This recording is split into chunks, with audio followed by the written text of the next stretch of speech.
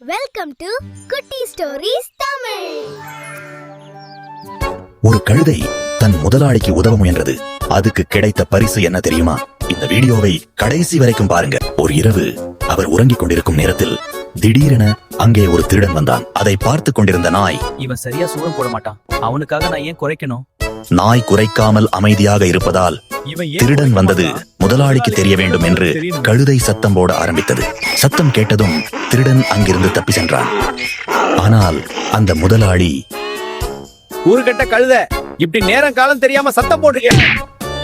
சில நேரங்களில் நல்லது செய்ய நினைத்தாலும் அதன் முடிவு கெட்டதாக அமையலாம். இந்த வீடியோவை ஸ்கிப் பண்ணாம கடைசி வரைக்கும் பாருங்க. வயதான ஒரு தம்பதி குதிரை வண்டில அவங்க உறவினர் வீட்டுக்கு போயிட்டு இருந்தாங்க. இவங்க சொகுசா போகணும்னு பாவம் அந்த வாயில்லா ஜீவனை இப்படி கஷ்டப்படுத்துறாங்களே. அது கேட்டதும் அந்த பெண் தன் கணவனிடம், நான் நடந்து வருகிறேன், நீங்கள் வண்டியில் வாருங்கள் என்று கூறி வண்டியிலிருந்து இறங்கி நடந்து வந்தார். ஆனால் சற்று நேரத்திலேயே இவருக்கு இறக்கமே இல்ல. மனைவியை நடக்க விட்டு இவர் மட்டும் குதிரையில போறாரு. அதை கேட்டவுடன் மனைவியை வண்டியில் அமர வைத்து கணவன் இறங்கி நடந்து வந்தார். ஆனால் மீண்டும் சிறு தூரத்தில், கடவுளே, வயசான காலத்துல புருஷன் நடக்க விட்டு இது மட்டும் குதிரையில போகுது, மனசாட்சி இல்லாத பொம்பளை. எதற்கு வம்பு, இருவரும் நடந்து செல்லலாம் என்று அவர்கள் கைகோர்த்து சந்தோஷமாக பேசிக்கொண்டே நடந்து சென்றனர்.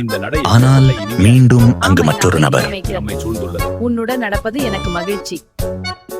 இவங்க சரியான முட்டாளா இருப்பாங்க போல, குதிரை வண்டி வச்சுட்டு நடந்து போறாங்க. எதை செய்தாலும் யாராவது குறை சொல்லிக்கிட்டே இருப்பாங்க. நம்ம மனசுக்கு சரின்னு தோன்றதை செய்யலாம். இந்த உலகத்தில் நீங்கள் என்ன செய்தாலும் குறை சொல்ல ஒரு கூட்டம் இருந்து கொண்டே இருக்கும். அதனால் மற்றவர்கள் என்ன சொல்கிறார்கள் என்று கவலைப்படாமல் உங்கள் மனசு சொல்வதை செய்யுங்கள். இந்த கதை உங்களுக்கு பிடிச்சிருந்தா வீடியோக்கு லைக் போட்டுட்டு சேனலை சப்ஸ்கிரைப் பண்ணிக்கோங்க. மேலும் உங்க கருத்துக்களை கமெண்ட்ல சொல்லுங்க.